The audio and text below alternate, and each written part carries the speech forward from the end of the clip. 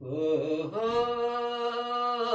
సముద్రమా, ఈ దీన జనులపైన నీకంత కోపమా? ఓహో సముద్రమా, ఈ దీన జనులపైన నీకంత కోపమా? పాతాళములో ప్రళయ గర్జనై ప్రపంచాన్ని వణికించావు. పాపము పుణ్యము ఎరగని వాళ్లను పడగలేపి కాటేశావు. కడలి కెరటమై కళ్ళెర్ర చేసి కడుపు కోత కోసావు. మా బ్రతుకును బలి చేశావు. బ్రహ్మ రాసిన నుదిటి రాతలను నిలువున చెరిపేశావు. నింగికెగసి ఎగసి మురిసావు.